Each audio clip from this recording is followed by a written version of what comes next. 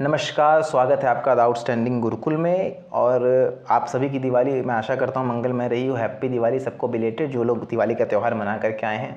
अब पूरे धूमधाम से हमने त्यौहार मना लिया है, तो अब आज हमारे पास समय है कि वापस से हम अपनी प्रिपरेशन में लगे। तो आज ये अपना लेक्चर उसी के लिए है। जो लोग नए हैं या जिनको जानकारी नहीं है उनके लिए बता दें कि जब आप यूट्यूब में जाएंगे ना, तो जब हमारा चैनल खोलते हैं तो कोई भी चैनल खोलते हैं तो उसमें बहुत सारे सेक्शन होते हैं। तो एक सेक्शन होता है प्लेलिस्ट का। उस सेक्शन में जब आप जाएंगे तो यूनिट 1 की प्लेलिस्ट ऑलरेडी पड़ी हुई है, यूनिट 2 की भी प्लेलिस्ट बनी हुई है, जहाँ से आप लगातार सारे लेक्चर्स देख सकते हैं। इन्फॉर्मेशन ये है कि जो ये हम बैच चला रहे हैं ये कम्प्लीटली फ्री है, फ्री ऑफ कॉस्ट है। और इसमें हम पूरा सिलेबस 10 यूनिट का सिलेबस कंप्लीट करेंगे आपके साथ से, अगर आपका साथ ऐसे बना रहा तो।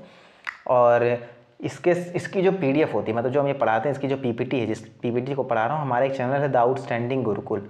अगर आप उस चैनल को सब्सक्राइब कर लेंगे वहाँ पे टेलीग्राम पे जाके, तो ये पीपीटी जिसके थ्रू मैं लेक्चर लेता हूँ, ये पीपीटी आपको वहाँ मिल जाएगी। वहाँ मिलने से बेनिफिट ये हो जाएगा कि आपको नोट मेकिंग में बड़ी आसानी होगी। आप पीपीटी देख करके अपने नोट्स इंपॉर्टेंट पॉइंट्स बना सकते हैं, और यहाँ पे केवल समझने में, चीज़ों को ग्रैस्प करने में, कंसेप्ट बिल्ड करने पे ध्यान दे सकते हैं। दिसंबर वाला अटेम्प्ट आपका बहुत पास आ चुका है। आज हम नवंबर में हैं ही, बल्कि 6-7 नवंबर हो गई, तो अच्छी खासी डेट हो चुकी है। तो दिसंबर का अटेम्प्ट लगभग 1 से 1.5 महीने ही आपके एग्ज़ाम को बचे हैं। तो जिन लोगों ने अभी तक सीरियसली तैयारी नहीं की है, बहुत सीरियसली तैयारी शुरू कर दीजिए। इसके बाद आपको बहुत ज़्यादा समय मिलने वाला नहीं है। आइए आज के लेक्चर पे बात करते हैं।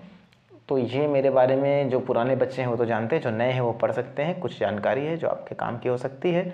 और आज का हमारा टॉपिक है वैल्यूएशन ऑफ शेयर्स।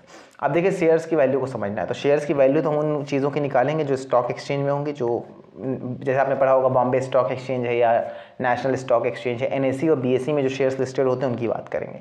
तो पहले ये समझना है कि जब आपने कंपनी पढ़ी थी तो आपने 2 तरह की कंपनी पढ़ी थी, एक प्राइवेट कंपनी पढ़ी थी और एक पब्लिक कंपनी पढ़ी थी। तो जब हम वैल्यूएशन ऑफ शेयर या शेयर मार्केट की बात जब भी करेंगे तो ये जो प्राइवेट कंपनी है ये ऑटोमेटिकली रोल से बाहर हो जाएगी। बात कौन सी काम आएगी? वो आएगी पब्लिक कंपनी। ठीक है। अब पब्लिक कंपनी में भी 2 तरह की कंपनी हो गई, एक तो क्लोजली हेल्ड और एक कंपनी हो गई वाइडली हेल्ड। क्लोजली हेल्ड को देखिए, मैं समझाने के लिए आपको एक आसान भाषा में बात बताता हूँ। मैं सबको यही एग्जाम्पल देता हूँ। किसी भी चीज़ को अगर पास से पकड़ना है तो कितने लोग पकड़ सकते हैं? अगर मैं कहूँ कि मान लीजिए ये एक फ़ोन है जिसको पास से पकड़ना है, तो भाई एक आदमी यहाँ से ऐसे पकड़ लेगा, दूसरा ऐसे पकड़ लेगा, ऐसे पकड़ लेगा, ऐसे करके 10-12 आदमी तो इस फ़ोन को पकड़ सकते हैं अगर पास से पकड़ना है। दूर से मतलब मैंने पकड़ा है, फिर किसी ने मेरा हाथ पकड़ा है, फिर उसका हाथ किसी ने पकड़ा है, ऐसे तो लाखों लोग पकड़ सकते हैं। पर अगर इसको सबको छू छू के पास से पकड़ना है तो कितने लोग पकड़ सकते हैं? 10 लोग, बहुत ज़्यादा तो 20 लोग। सिमिलरली क्लोजली हेल्ड कंपनीज क्या होती हैं? वो कंपनीज है जिसके शेयर होल्डर्स बहुत कम है। शेयर होल्डर्स ने क्या किया? कंपनी को बहुत क्लोजली हेल्ड किया हुआ है, बहुत पास से पकड़ा हुआ, अच्छे से पकड़ा हुआ है, तो बहुत कम लोग हैं। 100 share holders, 50 share holders, 500 share holders, this is known as closely held share holders, closely held company. एक इसी का अपोजिट होता है क्या? Widely held. Widely held company क्या होती है? जिसको बहुत ज़्यादा लोगों ने होल्ड कर रखा हो, जिस कंपनी के शेयर बहुत ज़्यादा लोगों के पास हो, हज़ारों लोगों के पास हो, लाखों लोगों के पास हो। एग्जाम्पल के लिए आप अगर रिलायंस इंडस्ट्रीज़ का एग्जाम्पल लें तो आज के टाइम पे उसके लाखों शेयर होल्डर्स हैं। ऐसा भले हम उसके ओनर को जानते हैं कि वो मुकेश अंबानी, पर अगर शेयर होल्डर्स की बात करें तो लाखों शेयर होल्डर्स हैं। तो that is known as widely held company. तो जब हम शेयर मार्केट में या स्टॉक एक्सचेंज में लिस्ट करने की बात करेंगे तो किस कंपनी की बात करेंगे? वाइडली हेल्ड की। प्राइवेट कंपनी ऑटोमेटिक बाहर हो गई क्योंकि वो मार्केट में होती नहीं। क्लोजली हेल्ड वाली भी नहीं होती। कौन सी वाली होगी? वाइडली हेल्ड पब्लिक कंपनीज वो कंपनीज होंगी शेयर मार्केट में जिनके बारे में हम बात करेंगे। ठीक है। मुझे लगता है क्लोजली हेल्ड और वाइडली हेल्ड का एग्जांपल आपको हमेशा याद रहेगा। बस क्लोजली हेल्ड से यही याद रखना कि किसी चीज़ को अगर बहुत पास से पकड़ना है तो ज़्यादा लोग नहीं पकड़ सकते। ठीक है। द शेयर्स, अब यहाँ पे आप यही पढ़ सकते हैं, the shares of private limited company कभी स्टॉक एक्सचेंज पे कोट नहीं किए जा सकते। एक क्लोजली हेल्ड होती है जिसके बाद बहुत फ्यू शेयर होल्डर्स होते हैं। वहीं पे वाइडली हेल्ड में बहुत, widely held public company means a company having large number of share holders, जो पूरी कंट्री में चारों तरफ फैले हुए होंगे। ठीक है। इतने ज़्यादा शेयर होल्डर्स होंगे, यही इन्हीं के शेयर स्टॉक मार्केट पे होते हैं, क्योंकि उनको रोज ट्रेड करना होगा तो रोज़ थोड़ी ओनर के पास जाएंगे।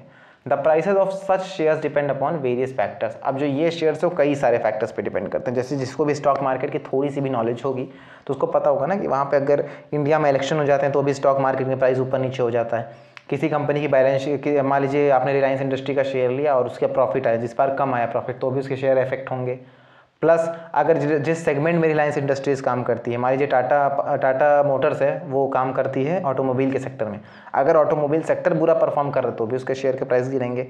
मतलब ऐसे बहुत सारे फैक्टर्स होते हैं जिसकी वजह से शेयर के प्राइस बढ़ते या घटते हैं। तो हम कैसे निकालते हैं? वैल्यूएशन ऑफ शेयर, उसके बारे में आज ये पूरी वीडियो होने वाली है। आज हम ये पूरा समझने वाले हैं कि आखिर अगर आपको वैल्यूएशन ऑफ शेयर निकालना हो तो आप कैसे निकालेंगे। तो कैसे निकालेंगे समझने से पहले इंपॉर्टेंट ये समझना है कि हमें क्यों निकालना है। भाई ऐसे ही किसी को दिमाग में तो नहीं है कि आज चलो खाली बैठते हैं तो क्या करें, एक काम करते हैं चलो कि शेयर की वैल्यू निकाल लेते, तो ऐसा तो करेंगे नहीं। कोई तो पर्पस होगा जिस वजह से आप शेयर की वैल्यू निकालना चाहेंगे। तो वो पर्पस क्या है? पहला है, अगर एक तरह के क्लास को, शेयर्स ऑफ वन क्लास, एक शेयर्स क्लास को दूसरी क्लास में आप कन्वर्ट करना चाह रहे हैं। मान लीजिए प्रेफरेंस शेयर है, उसको आप क्या करना चाह रहे हैं, उसको इक्विटी शेयर में कन्वर्ट करना चाह रहे हैं। डिबेंचर्स को आप शेयर में कन्वर्ट करना चाह रहे हैं, या पार्टली पेड अप शेयर्स को आप फुल्ली पेड अप शेयर्स में कन्वर्ट करना चाह रहे हैं। ऐसा कोई भी काम है, एक क्लास ऑफ शेयर को दूसरी क्लास ऑफ शेयर होल्डर्स में कन्वर्ट करना है, उसके लिए आपको वैल्यू तो निकालनी पड़ेगी, तभी तो कन्वर्ट कर पाओगे। एक कारण तो ये हो गया। दूसरा है, आपको किसी बैंक से लोन लेना, फाइनेंशियल इंस्टीट्यूशन को लोन लेना है, तो आप शेयर्स के बिहाफ पे लोन लेना चाह रहे हो। बैंक के पास जाओगे, आप मान लीजिए HDFC के पास गए, आपने कहा कि सर मेरे पास शेयर्स हैं, उसके बदले में मुझे लोन दे दीजिए। आपने कहा 10 लाख करोड़ का लोन दे दीजिए, तो HDFC कहेगा 10 लाख करोड़ का लोन दे दे, लेकिन आपके पास कितने शेयर? आपने बोला मेरे पास 10,000, 1 लाख शेयर होल्डर हैं। बोला वो तो ठीक है, लेकिन आपके शेयर की वैल्यू क्या है? आपने कहा सर वो तो पता नहीं। तो कैसे दे देंगे? इसलिए आपके पास होना चाहिए आपके शेयर होल्डर की वैल्यू। आप बताओगे सर मेरे पास इस समय 20 लाख करोड़ के शेयर होल्डर्स हैं, जो मेरे शेयर्स की वैल्यू है आज के टाइम पे, जो मेरी कंपनी की वैल्यू, शेयर्स की वैल्यू है वो 20 लाख करोड़ की है। ये शेयर्स मैं आपको सौंपता हूँ, इसके बदले में आप मुझे लोन दे दीजिए। तो आराम से आपको लोन दे देगा, उस अमाउंट तक का थोड़ा बहुत मार्जिन रख करके बिल्कुल दे देगा ना। तो इसलिए दूसरा तरीका ये है कि जब आपको किसी फाइनेंशियल इंस्टीट्यूशन से, किसी बैंक से लोन चाहिए, तब आप ऐसा कर सकते हो। When shares are to be हाँ, वैल्यू आपको कब जाननी होगी? कोई भी चीज़ की कीमत आप कब पूछते हो? अगर आप नॉर्मली दुकान पे जाओ तो आप रोज़ दुकान पे जाते आते तो ऐसा नहीं करते हो कि हम जा रहे हैं तो रास्ते में पूछते चले गए भैया आटा कैसे है, ऐसा तो करते नहीं। जब आपको खरीदना होता तभी तो दाम पूछते हो। तो अगर आपको कोई शेयर बेचना है, खरीदना है या ट्रांसफ़र करना है, तब भी आप उसकी वैल्यू कैलकुलेट करते हो। और कौन सी वैल्यू कैलकुलेट करते हो? जब आप दो कंपनी को एमालगेमेट करना चाह रहे हो, मिलाना चाह रहे हो, तो मर्ज होने के बाद हमारे को कितना शेयर मिलेगा, इससे पता चलेगा ना हमारी कंपनी की वैल्यू कितनी है, हमारी शेयर्स की वैल्यू कितनी है। तो एमालगेमेशन के टाइम पे भी कैलकुलेट करते हो। अगर गवर्नमेंट आपके शेयर होल्डर्स को कंपनसेट करना चाह रही है, मतलब नेशनलाइजेशन ऑफ कंपनी के का क्या है पहले ये समझिए। इंडिया में एक बार बैंक्स नेशनलाइज हुए थे, ये आप लोगों ने सुना होगा। 14 बैंक्स नेशनलाइज हुए, 14 बैंक्स नेशनलाइज हुए, आपने सुना होगा। नेशनलाइजेशन का मतलब क्या होता है? जब जो पब्लिक कंपनीज रहती हैं या प्राइवेट कंपनीज रहती हैं, उनकी ओनरशिप गवर्नमेंट ले ले, उसको नेशनलाइजेशन कहते हैं। ठीक है, आम भाषा में नेशनलाइजेशन का मतलब क्या हुआ कि गवर्नमेंट आपसे कहेगी आप अपनी कंपनी हमको दे दीजिए, आपकी कंपनी हमारी हुई आज से। तो ऐसे फ्री में तो गवर्नमेंट नहीं ले लेगी, उसके लिए वो कुछ पे करेगी, और जो पे करेगी वो पे करने के लिए कंपनसेशन देगी आपको। तो जो अमाउंट ऑफ कंपनसेशन होगा वो अमाउंट कैसे डिसाइड होगा? वो अमाउंट डिसाइड होगा आपके शेयर्स की वैल्यू से। तो उसके लिए कैलकुलेट करना पड़ सकता है। अगर आज गवर्नमेंट कह दे कि ऑटोमोबाइल सेक्टर को हम नेशनलाइज करना चाह रहे हैं, तो सारे जितने भी ऑटोमोबाइल सेक्टर्स के मालिक हैं वो अपने शेयर्स की वैल्यू बताएंगे, कहेंगे इतना दीजिए तो देंगे, है ना। Whenever there is a death of a shareholder and the distribution of shares held by him is to be made among the legal higher officials।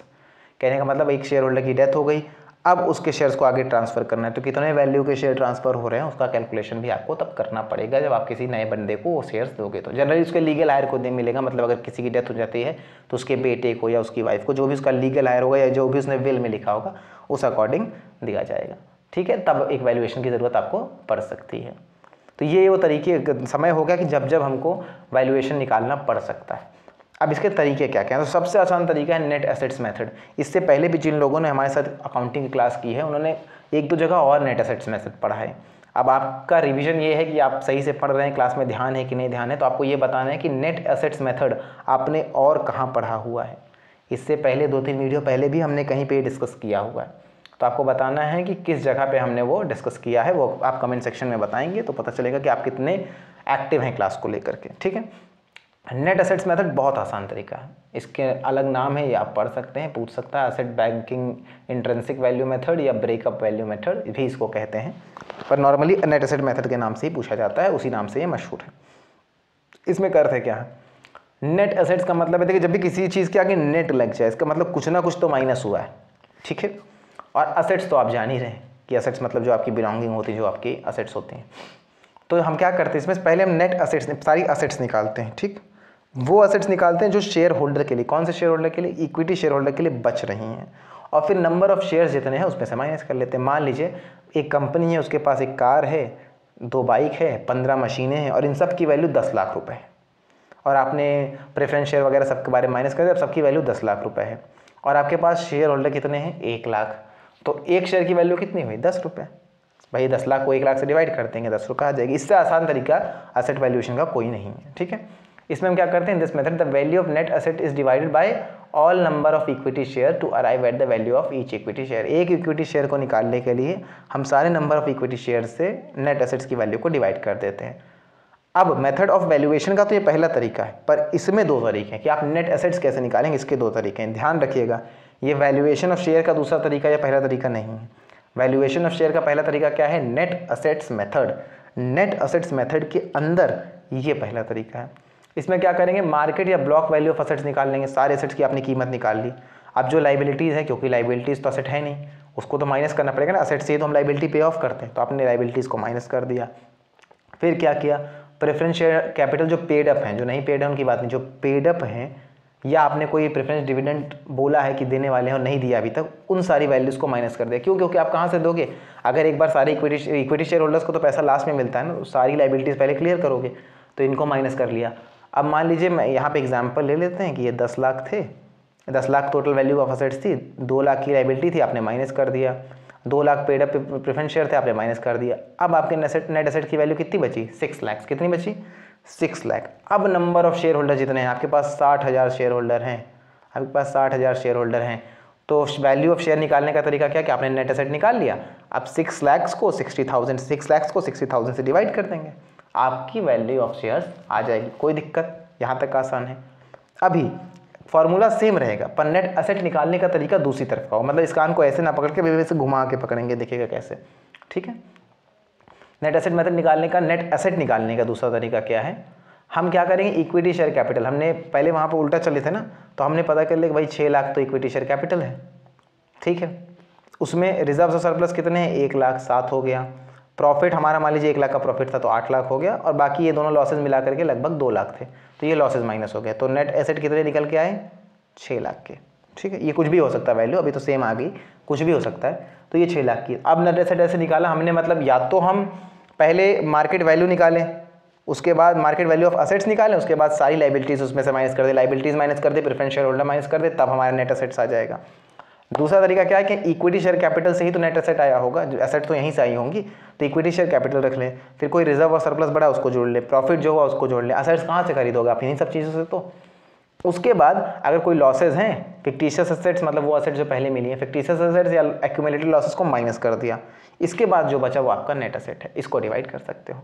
तो नेट एसेट निकालने के 2 तरीके हैं, लेकिन वैल्यूएशन का तरीका कौन सा है आपका, वही वाला पहले वाला नेट एसेट्स मेथड, जहाँ पे हम क्या करोगे, जो टोटल वैल्यू आएगी उसको नेट एसेट से डिवाइड करके आप वैल्यूएशन ऑफ शेयर्स निकाल लोगे। तो ये 2 तरीके हैं, जिसमें जो भी ना समझ में आए बताइएगा। बहुत सिंपल तरीका, ऐसा आसान तरीका नहीं है इसके लिए, एसेट्स वैल्यूएशन के लिए सबसे ईजी तरीका है, जिसको बच्चों को बड़ी आसानी से समझ में आ जाता है।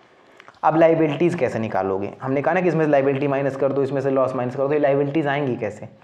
तो पहली बात है कि अगर कॉन्टीजेंट लाइबिलिटीज़ हैं, कॉन्टीजेंट लाइबिलिटी मतलब ऐसी लाइबिलिटी जो एकाएक आएंगी। एकाएक मतलब आपको पता भी नहीं था और आपकी कंपनी पे कोई केस हो गया और आप वो केस लड़ रहे थे, आपको अंदाज़ा नहीं था, आप हार गए, अब आपको पे करना पड़ेगा, दैट इज़ कॉन्टीजेंट लाइबिलिटी।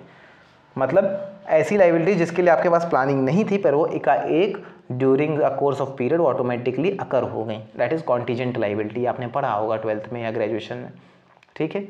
तो इस कॉन्टीजेंट लाइबिलिटी जाहिर सी बात है, ऐसी लाइबिलिटीज़ जो आपको पता ही नहीं था, तो आपने बैलेंस शीट में लिखी नहीं होंगी, तो ऐसी वैल्यूज़ को आपको लिख लेना है, ठीक है। इसके अलावा जितनी भी लाइबिलिटीज़ बैलेंस शीट में उन सबको भी लिख लेना है। अगर आपने डिविडेंड कह दिया है कि आप देंगे, अब देखो नेट एसेट निकालने के लिए जो हम डिविडेंड अगर चाहिए, तो अगर आपने कहा है डिविडेंड देंगे तो उसकी वैल्यू भी माइनस कर देंगे। आपने दिया या नहीं दिया वो इंपॉर्टेंट नहीं है। अगर डिविडेंड प्रपोज कर दिया, प्रपोज डिविडेंड हम लोगों ने पिछली वीडियो में पढ़ा था, अगर आपने डिविडेंड प्रपोज कर दिया, ये कह दिया कि हम डिविडेंड देंगे, डिविडेंड पे करेंगे, तो उसकी वैल्यू को हम लाइबिलिटी मान लेंगे। कब, अगर हमें एक्स डिविडेंड प्राइस चाहिए होगा, मतलब बिना डिविडेंड के बाद, डिविडेंड देने के बाद वाला प्राइस चाहिए होगा। अगर डिविडेंड देने के पहले वाला प्राइस चाहिए होगा तो अगर डिविडेंड देने के पहले वाला प्राइस चाहिए, ये क्वेश्चन में लिखा होता है, कंफ्यूज मत होइए सर हमें कैसे पता चलेगा क्या चाहिए। तो अगर एक्स डिविडेंड प्राइस लिखा है, इसका मतलब आपको डिविडेंड के बाद वाला प्राइस चाहिए, तो आप डिविडेंड को माइनस कर देंगे। अगर एक्स डिविडेंड प्राइस नहीं लिखा है, इसका मतलब नॉर्मल प्राइस चाहिए, तो उसके लिए डिविडेंड माइनस करने की कोई ज़रूरत नहीं है। अब इसको देख के डरिएगा नहीं, सर ये तो सब कुछ समझ में नहीं आ रहा और ऐसा न्यूमेरिकल नेट में दे दिया तो हम क्या करेंगे। न्यूमेरिकल नेट में ऐसे नहीं आते हैं। न्यूमेरिकल पहली बात तो नेट में बहुत कम आते हैं, और जो आते हैं वो बेसिक न्यूमेरिकल्स आते हैं, तो सर ये पढ़ा क्यों रहे जब आना ही नहीं है तो, कि जो ये थ्योरी ना कैसे एसर्टेन करते हैं, ये क्या है, टेबल क्या है, इसमें क्या प्लस होता है क्या माइनस होता है, ये आता है नेट में। तो आपको न्यूमेरिकल तो नहीं पूछता है, पर इतना प्रोसेस पूछ लेता है कि जितनी आपको न्यूमेरिकल में नॉलेज होनी चाहिए लगभग उतनी नॉलेज चाहिए होती है। ठीक है, बाकी आप PYQ लगाएंगे तो आपको लगभग अंदाज़ा लग जाएगा कि क्यों किसी चीज़ को हम लोग बहुत सीरियसली लेते हैं, किसी चीज़ को आपको कहते हैं कि याद करने की जरूरत नहीं। जैसे इस तरह के क्वेश्चन आपको सॉल्व करके प्रैक्टिस करके जाने की जरूरत नहीं, खाली ये प्रोसेस याद रखने की ज़रूरत है। ठीक है, तो हम इसको लायबिलिटी मान लेते हैं। और एरियर्स ऑफ डिविडेंड, अगर कोई ऐसा डिविडेंड है प्रेफरेंस शेयर होल्डर्स को आपने 2 साल से कह रहे हो डिविडेंड देंगे, अभी तक वो दिया नहीं है, वो एरियर में पड़ा है, बकाया पड़ा है, तो उस डिविडेंड को भी माइनस कर लेंगे, वो भी लायबिलिटी। भाई आपने वादा किया तो आप दोगे ना, तो वो भी लायबिलिटी है, तो उसको भी माइनस कर लेंगे। ठीक है, ये लायबिलिटी निकालने का तरीका, ये सारी लायबिलिटीज एक साथ आ गई। अब fixation of value of equity shares, equity shares की वैल्यू कैसे निकालोगे। ठीक है, अगर कंपनी ने एक टाइप का शेयर्स निकाला हुआ है, केवल इक्विटी शेयर्स हैं और सारे फुल्ली पेड अप हैं, 10 रुपये के शेयर हैं, सारे फुल्ली पेड अप और 1 लाख शेयर हैं, तो कुछ नहीं करना, 10 × 1 लाख कर देना है, 10 लाख हो गया। इस वैल्यू कैलकुलेट करने में तो कोई प्रॉब्लम ही नहीं है भाई, सब एक तरह के और एक ही कैटेगरी के शेयर है, तो सिंपली मल्टीप्लाई करके बात खराब। समस्या कब है, समस्या तब है जब कुछ फुल्ली पेड अप हों, कुछ पार्टली पेड अप हों, कुछ वैसे हों, क्या बोलते हैं आपके प्रेफरेंस शेयर हो, तब समस्या है। ठीक है, when the company has issued share belongings to different category, तब प्रोपोर्शनेट अमाउंट निकालना होता है कि भाई 1 लाख के तो ये हैं फुल्ली पेड अप वाले, पार्टली पेड अप वाले 6 लाख के हैं, तो टोटल कितना हो गया, 16 लाख हो गया। ठीक है, अब वैल्यू पर इक्विटी शेयर निकालने का तरीका, net assets upon number of equity shares, वो तो वही वाला फॉर्मूला है जो हम लोगों ने पीछे पढ़ा हुआ है। ठीक है, प्रोपोर्शनेट मेथड का भी यूज़ करेंगे जब एक तरह के अब देखिए इसमें यूजीसी नेट पूछ कैसे सकता है, नेट कैसे पूछ सकता है आपसे सवाल। पहला सवाल ये पूछ सकता है कि प्रोपोर्शनेट मेथड कब यूज़ होगा, या प्रोपोर्शनेट अमाउंट ऑफ शेयर्स कब यूज़ करेंगे हम वैल्यूएशन कंपेयर करने के लिए। तो तब करेंगे जब किसी कंपनी ने अलग अलग तरह के इक्विटी शेयर्स इशू किए हो, कुछ फुल्ली पेड अप हो, कुछ पार्टली पेड अप हो। अगर एक ही तरह का शेयर है तो कौन सा प्रोपोर्शनेट मेथड यूज़ करना है, नहीं, तब सिंपल मेथड यूज़ होगा, प्रोपोर्शनेट मेथड यूज़ नहीं होगा। अब आपसे पूछ सकता है कि नेट असेट्स मेथड के मेरिट क्या है या डीमेरिट क्या है, ये भी पूछ सकता है, या आपको ये सारे दे देगा और कह देगा, NTA पूछ लेगा कि इसमें से कौन सा मेरिट है नेट एसेट्स मेथड का, कुछ इसके दे देगा, कुछ अगले वाले के दे देगा। तो देखिए, asset based valuation of shares is very useful कब, जब फर्म को लिक्विडेट कर रहे हैं, since the very first foundation of this method is net realisation of the value of asset. Liquidate करने का मतलब होता है फर्म को बंद करना। अब फर्म को बंद कर रहे हो, अब सबकी पेमेंट करनी, तो सबसे अच्छा तरीका क्या है, नेट एसेट्स मेथड। क्यों, क्योंकि असेट बेच के ही तो पेमेंट करोगे, आपकी कंपनी में जितनी मशीनरी है, जितनी असेट्स, उनको आप बेचोगे और तभी आप पेमेंट करोगे, तो एक्चुअल वैल्यू तो आपको तभी पता चलेगी। तो नेट एसेट्स मेथड उनके लिए बहुत अच्छा है। दूसरा, this method takes into account both types of assets, tangible और इंटेंजिबल। मतलब इंटेंजिबल एसेट कौन सा होता है, जैसे एग्जांपल में आप कमेंट सेक्शन में बताइएगा, आपने पढ़ा होगा, बहुत बार पढ़ा होगा। सबसे कॉमन एग्जांपल इसका बहुत अच्छा होता है, हम लोगों ने पिछली वीडियोस में डिस्कस किया, ये भी आप कमेंट सेक्शन में बताएंगे कि इंटेंजिबल एसेट्स कौन कौन से होते हैं। तो टेंजिबल एसेट्स मतलब वो जो छुए जा सकें, देखे जा सकें। इंटेंजिबल एसेट्स का मतलब वो जो ना आप छू सकते, ना देख सकते, पर वो आपकी एसेट हैं, आपके काम आएंगी। तो इसमें हम नेट एसेट्स मेथड में, क्योंकि हम एसेट्स को कैलकुलेट करते हैं, तो हर तरह की एसेट को लेते हैं, तो एक ये भी तरीका है। दूसरे तरीकों में हम ऐसा नहीं करते, भी आप आगे पढ़ेंगे। और this method creates no problem in calculating different value of equity shares. और देखिए, मैंने भी अभी आपको क्या बताया कि सबसे आसान तरीका है इस मेथड में वैल्यू ऑफ इक्विटी शेयर निकालने में, कोई तिगड़म ही नहीं है, सीधे आपने एसेट्स जोड़ा और निकाल लिया, तो बहुत ईजी है, कोई भी कर सकता है। तो ठीक है, ईजी मेथड है, ईजी मेथड है, तो फिर इसी को क्यों नहीं यूज़ करते, हर जगह यही लगा दें। तो क्योंकि इसके कुछ डीमेरिट्स हैं। सबसे पहला डीमेरिट है रियलाइजेबल वैल्यू ऑफ असेट्स निकालना मुश्किल। अब ये क्या कंसेप्ट है, आपने कहा मेरे पास एक कार है, असेट है, और उसकी वैल्यू 10 लाख है, ये आपने कैसे निकाली। मान लीजिए जब आप मार्केट में बेचने जाएं तो इसको कोई आदमी 6 लाख में लेने को तैयार ना हो, 7 लाख में लेने को तैयार ना हो, 8 लाख में लेने को तैयार ना हो, या कोई कहे कि हम ज़्यादा से ज़्यादा इसका 8 लाख देंगे, तो उसकी वैल्यू तो 8 लाख हुई। नेट एसेट मेथड में प्रॉब्लम क्या, आप सारी एसेट बेच तो रहे नहीं हो, आप क्या कर रहे हो, आप केवल बेचने की कोशिश कर रहे हो, आप उस एसेट को वैल्यू को एस्टिमेट करने की कोशिश कर रहे हो। अगर हम आज बेचने जाएं तो लगभग इसका इतना मिल जाएगा। तो जो शब्द है ना, लगभग, अप्रॉक्सीमेट जो शब्द है कि हमको ऑलमोस्ट इतना मिल जाएगा, वही ऑलमोस्ट प्रॉब्लम है। क्योंकि आपने तो 10 लाख के हिसाब से काउंटिंग कर दी, बाद में जब आप बेचने निकले तो इसका 8 ही लाख मिला, तो आपका 2 लाख तो सीधा सीधा लॉस हो गया ना, आपकी बैलेंस शीट 2 लाख से तो गड़बड़ हो गई। ये एक प्रॉब्लम है नेट एसेट मेथड में। क्यों, क्योंकि आप एसेट बेच नहीं रहे हो, केवल एस्टिमेट लगा रहे हो। जब लिक्विडेट कंपनी कर रहे हो तब तो बढ़िया है, क्योंकि तब तो तुरंत बेच रहे हो, तुरंत वैल्यू लिख रहे हो, तब तो बात दूसरी है। लेकिन अगर आप कंपनी नहीं बेच रहे हो, किसी और कारण से निकाल रहे हो, तब आपको समस्या आएगी। दूसरा क्या है, as the company treated is going concern and where there is no possibility of liquidation in near future, this method of share valuation is most hypothetical. वही बात जो अभी हम लोग कर रहे थे क्योंकि हम कंपनी में एक प्रिंसिपल आपने पढ़ा होगा, गोइंग एंटिटी कंसर्न, मतलब एक कंपनी हम इसी हिसाब से चलाते हैं कि अगले 10 साल वो चलेगी। तो जब अगले 10 साल वो चलेगी तो हम असेट बेचने का कीमत आज क्यों निकालना है, असेट तो हम बेचने वाले नहीं हैं। तो ये किसी मतलब हाइपोथेटिकल का मतलब होता है ये हवाई बात हो जाती है कि आपने जिसका जो मन में आ रहा एस्टिमेशन लगा रहा है, कोई प्रॉपर तरीका तो है नहीं। आप बैठ के बता रहे हो कि इस मशीन का हमको 2 लाख मिल जाएगा, उसका 4 लाख मिल जाएगा, इसका 6 लाख मिल जाएगा, केवल एस्टिमेशन का गेम है।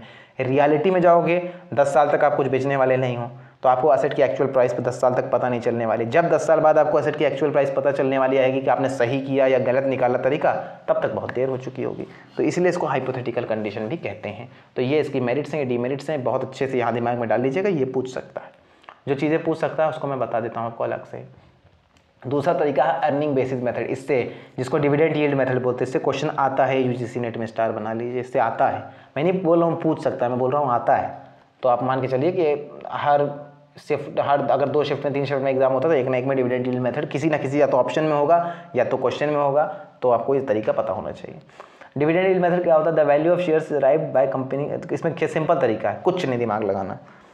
हमने एक नॉर्मल रेट निकाला, इंडस्ट्री में जो लोग भी फ़ोन को बेचने का बिजनेस करते हैं, मान लीजिए नॉर्मली 10% प्रॉफिट कमाते हैं, तो ये क्या हो गया, नॉर्मल रेट ऑफ रिटर्न। कितना नॉर्मल रेट ऑफ रिटर्न, जो भी लोग शेयर होल्डर हैं किसके, फ़ोन की कंपनी को, उनको नॉर्मली कितना डिविडेंड मिलता है, 10%। मान लीजिए आप सैमसंग के शेयर होल्डर हैं, आपको 10% मिलता है। आप MI के शेयर होल्डर हैं, आपको 10% मिलता है। आप एक एप्पल के शेयर होल्डर हैं, आपको 10% मिलता है, ठीक है। एक होता है एक्सपेक्टेड, 10% तो नॉर्मल है। अब आप किसी नई कंपनी में गए और आपको लग रहा है कि नई कंपनी है, बहुत तेज़ ये ग्रो करेगी, तो मेरा जो एक्सपेक्टेड रेट ऑफ रिटर्न है वो है करीब 15%। तो एक्सपेक्टेड कितना हो गया, 15, एक्चुअल कितना है, 10, ये 5 का डिफरेंस आ गया, ठीक है। तो इसमें हम क्या करते हैं, इन्हीं दोनों चीज़ों का बस यूज़ करते हैं। हम कंपेयर करते हैं एक्सपेक्टेड रेट ऑफ रिटर्न को किससे, नॉर्मल रेट ऑफ रिटर्न से। अगर एक्सपेक्टेड रेट ऑफ रिटर्न जैसा हमारे एग्जाम्पल में 15 - 10 ज़्यादा है नॉर्मल रेट ऑफ रिटर्न से, तो the paid up value of share is increased proportionally. और अगर ऐसा उल्टा होगा तो कम भी कर लेंगे। मतलब अगर हमने ये सोच के चल रहे हैं कि 10 तो नॉर्मल रेट है, अगर 10 ही मिल रहा था तो कोई बात नहीं, शेयर वैल्यू सेम रहेगी। अगर 15 मिल रहा है तो शेयर की वैल्यू क्या होगी, बढ़ेगी। भाई जिधर ज़्यादा डिविडेंड मिलेगा आप ऐसा सोचो ना, लोग कहेंगे ये तो बहुत अच्छा शेयर है। और अगर यही नॉर्मल रेट से भी कम है तो वैल्यू ऑफ शेयर गिरेगी। तो सारा इसमें वैल्यू ऑफ शेयर निकालने का तरीका किस पे बेस्ड होता है, डिविडेंड के बेसिस पे। अगर डिविडेंड ज़्यादा है नॉर्मल रेट से तो वैल्यू ऑफ शेयर बढ़ेगा, अगर डिविडेंड बराबर है तो वही रहेगा। अगर dividend normal rate of return market rate से कम है तो वैल्यू ऑफ शेयर कम होगा।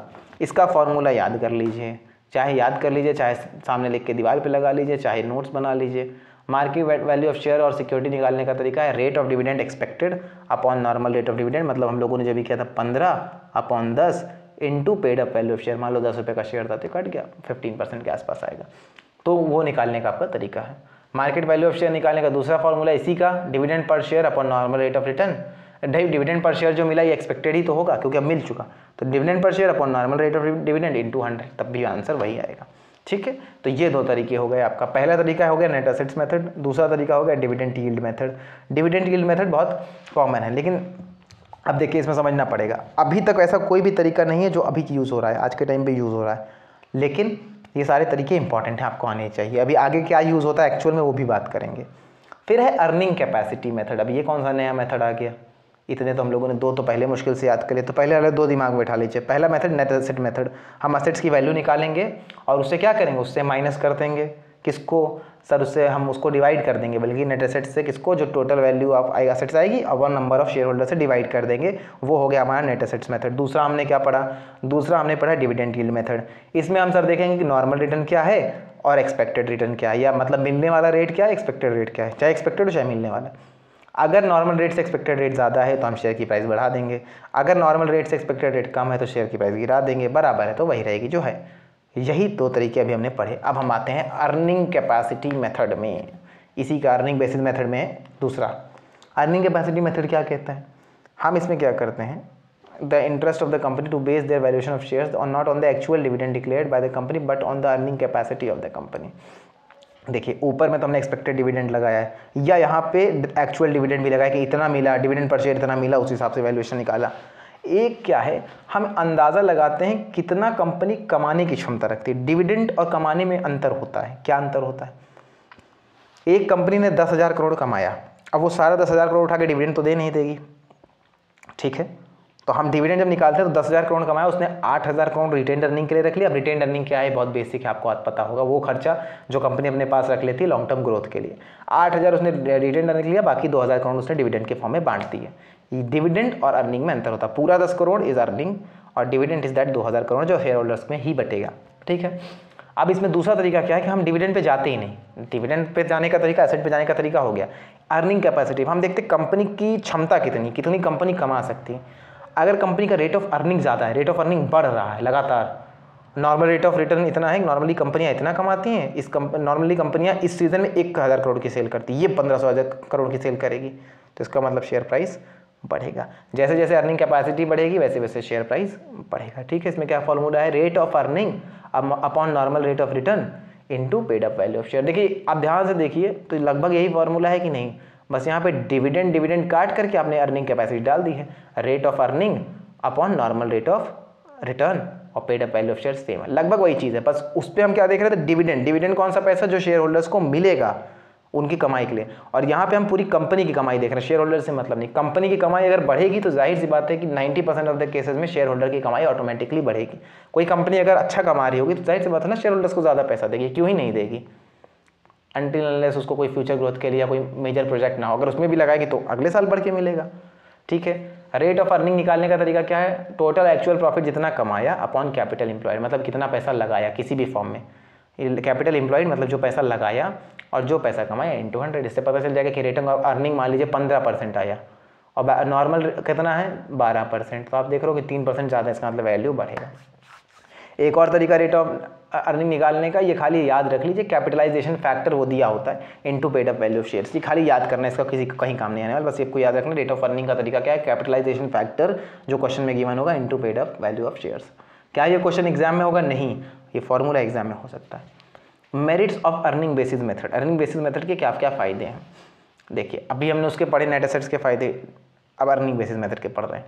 The buyers and sellers in open market would be more directly influenced by the apparent earning power and not by the complex calculation based on net assets. मैं एक normal आदमी हूँ, एक normal आप share लेने जा रहे हो, अब क्या जाके आप कंपनी की सारी एसेट जोड़ोगे, फिर उसका एसेट निकालोगे, फिर पूछोगे अच्छा जी कंपनी बिकेगी तो इतना मिल जाएगा, तो मैं इतने प्राइस पर शेयर खरीद सकता हूँ, इतनी नौटंकी एक नॉर्मल शेयर होल्डर करेगा नहीं। एक शेयर होल्डर, एक आदमी आया, नॉर्मल आदमी आया, उसको मार्केट में इन्वेस्ट करना है, उसने क्या देखा कि कंपनी लगातार 10% से ग्रो कर रही, बस अच्छा खासा तरीका है, तो आम आदमी के लिए बहुत आसान तरीका होता है। ठीक है, दूसरा क्या, the value of shares is primarily based on what investors will earn, और वैल्यू ऑफ शेयर्स किस पे बेस्ड है, नेट एसेट में हम बेचोगे, कंपनी बंद करोगे तब हमको क्या दोगे, उस पे बेस्ड है। ये किस पे बेस्ड है कि आप अगर 10% प्रॉफिट बढ़ेगा तो 10% हमारी भी इनकम तो बढ़ेगी, तो नॉर्मली जो इन्वेस्टर्स अर्न करेंगे उस हिसाब से ये है। ठीक है, नुकसान क्या है, नुकसान ये है कि फ्यूचर मेंटेनेबल प्रॉफिट निकालना मुश्किल है। आपने कह तो दिया कि 10% से कंपनी के प्रॉफिट बढ़ेंगे, 2018 में भी लोगों ने कहा होगा कि 10%, रिलायंस ने कहा होगा, टाटा ने कहा होगा कि 20-20% प्रॉफिट बढ़ेंगे, लेकिन बाद में आगे कोविड, प्रॉफिट तो बढ़े नहीं। तो ऐसे ही बिजनेस का वर्ल्ड बहुत कॉम्प्लेक्स है, बहुत डायनेमिक इन्वायरमेंट है, तो ये कि फ्यूचर मेंटेनेबल प्रॉफिट निकालना कि हमारे साल 10% बढ़ेंगे, ये प्रिडिक्ट कर पाना बहुत मुश्किल केस है, उल्टा भी हो सकता है। It is difficult to select normal rate of earning of rate of capitalisation representing the element of risk involve in a particular business. लगभग वही बात जो पहले की, बिजनेस में इतना रिस्क है कि आप नॉर्मल रेट भी नहीं निकाल सकते। आप कैसे मान सकते हो कि सारी कंपनियां अगले साल 5% करेंगे, हम 10% करेंगे, सारी कंपनियों का कॉमन भी नहीं निकाल सकते। हो सकता है वो 5 की जगह 15 कर लें, और हो सकता है -5 चला जाए अगर इंडस्ट्री में कोई प्रॉब्लम आ गई तो इसलिए सब एस्टिमेशन बेस्ड है। इसमें प्रॉब्लम यही है कि ये प्रॉफिट निकालना बहुत मुश्किल काम है। नॉर्मली तो सर्वाइव कर जाता है, पर वैसे थोड़ा सा मुश्किल काम है। ठीक है, अब आइए बात करते हैं आगे। ड्यूअल मेथड क्या है सर, ये तो कुछ ख़राब सा लग रहा है, तो ख़राब सा नहीं है, यही एक्चुअल मेथड है। हम एक तरीके से नहीं निकालते क्योंकि नेट एसेट्स के अपने प्रॉब्लम है और इसके क्या बोलते हैं आपके अर्निंग कैपेसिटी वाले मेथड्स के अपने प्रॉब्लम है, डिविडेंड वाले के अपने प्रॉब्लम। तो हम क्या करते हैं, नेट एसेट्स वाले मेथड को और अर्निंग बेसिस वाले मेथड को दोनों को जोड़ के निकालते हैं। समझा, पहले आप ये बाद में पढ़ लीजिए, मैं आपको नॉर्मल एग्जाम्पल देता हूँ। मान लीजिए नेट एसेट्स वाले मेथड से 900 आया रेट आपका कि इतना 900 रुपये लगभग होता है, और आपने दूसरा तरीका कौन सा लगाया, इनकम वाला, अर्निंग कैपेसिटी वाला, उसके हिसाब से शेयर की वैल्यू आई 1100 रुपये। ठीक है, तो हमने दोनों को प्लस कर दिया और 2 से डिवाइड करके इनका एवरेज निकाल लिया। तो ये कह रहा है 900, ये कह रहा है 1100, दोनों को जोड़ दिया तो 2000 हो गया, 2000 डिवाइडेड बाय 2, यानी शेयर की एक्चुअल वैल्यू क्या हुई 1000। इसमें क्या हुआ, दोनों मेथड के डीमेरिट कट गए, इनका भी हमने लिया वैल्यू, इनका भी लिया और फिर एवरेज निकाला है, तो कहीं ना कहीं शेयर की वैल्यू इसी के आसपास घूमेगी।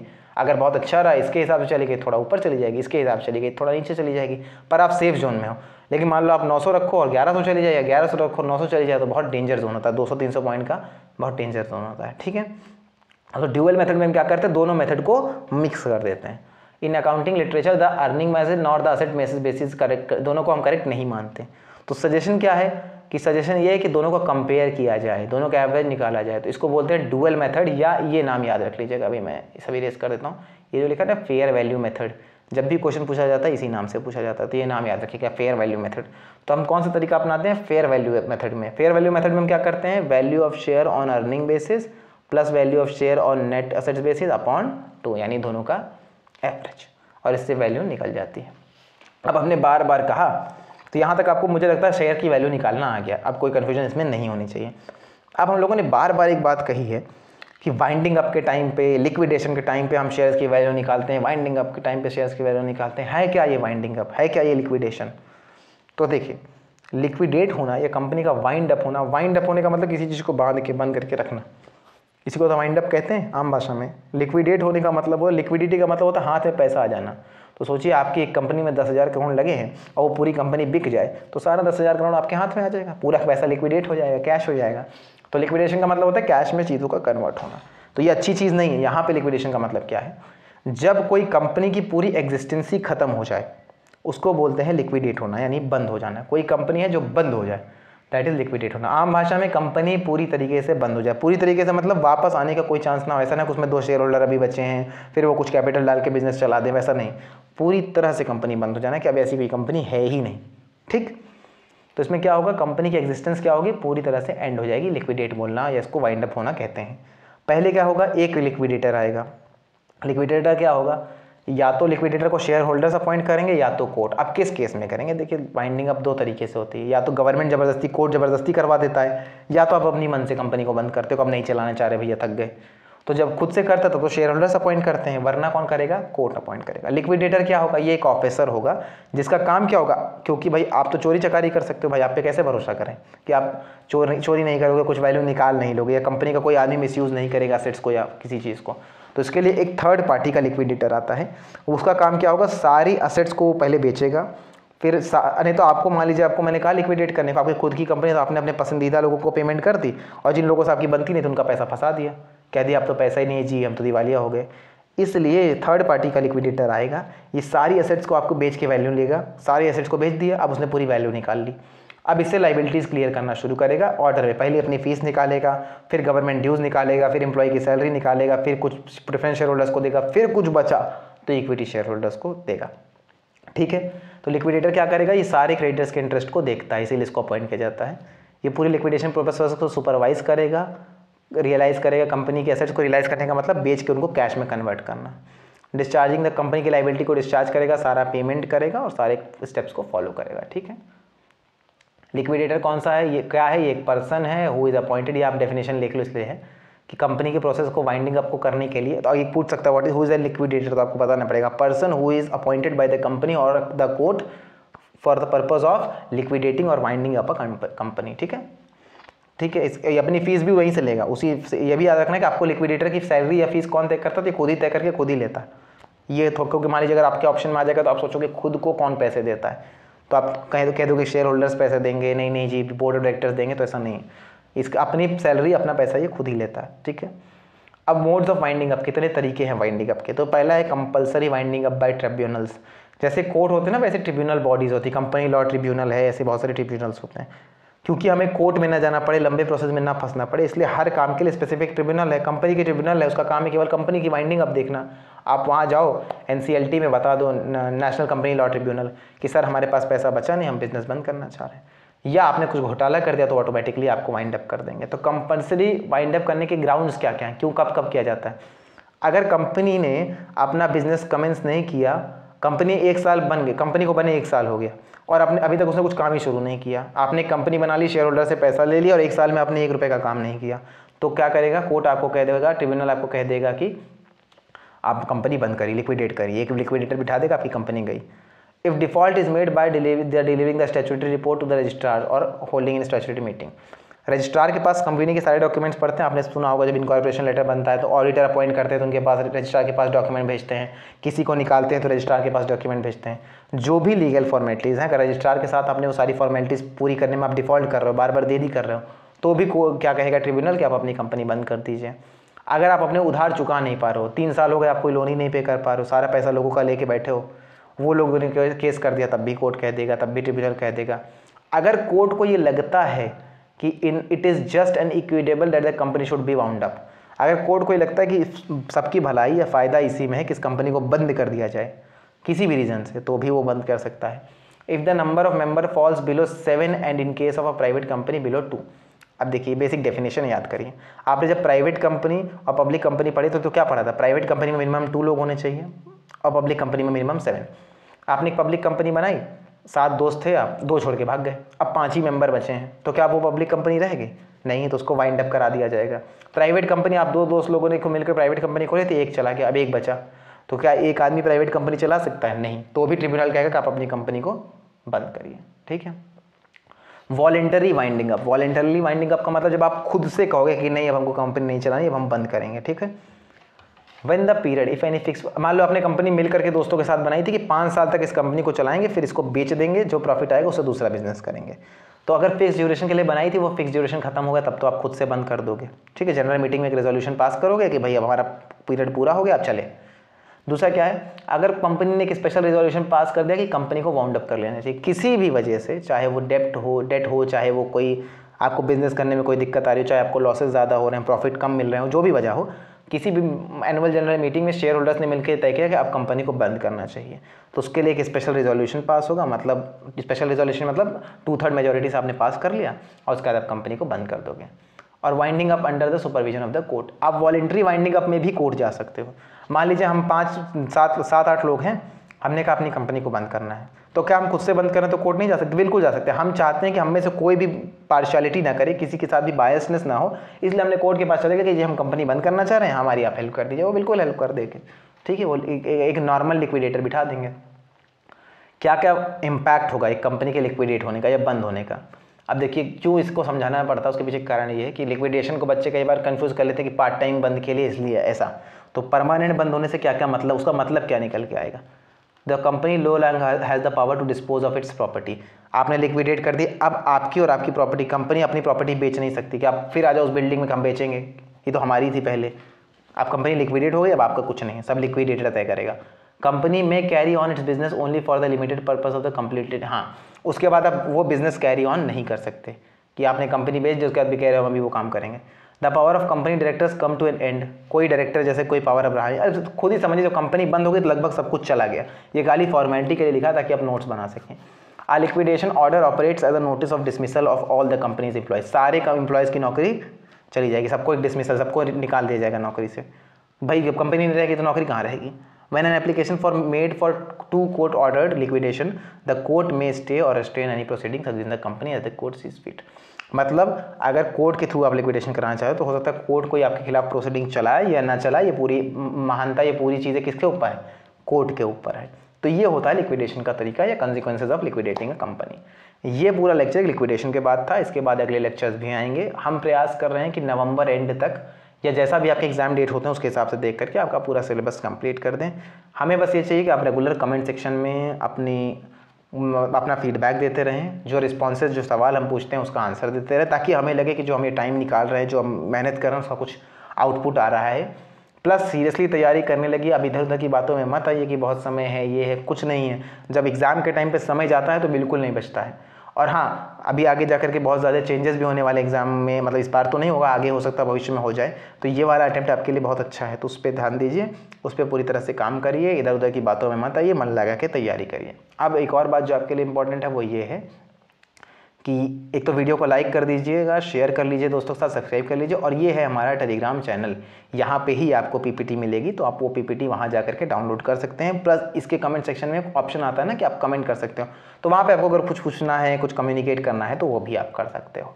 बाकी जैसा भी आपको फीडबैक लगता है कमेंट सेक्शन में ज़रूर बताइए। वीडियो को लाइक करिए, शेयर करिए अपने दोस्तों के साथ, मतलब वो आप करते ही होंगे, फिर भी कहना होता है, फॉर्मेलिटी होती है तो वो भी पूरी कर दे रहे हैं। बाकी अगर आपको मज़ा आता है तो ऐसे ही पढ़ते रहिए। All the best for exams. हम कोशिश करेंगे कि आप में से मैक्सिमम लोगों का JRF नेट JRF कम से कम कंफर्म हो जाए। ठीक है, थैंक यू। मिलते हैं नेक्स्ट लेक्चर में।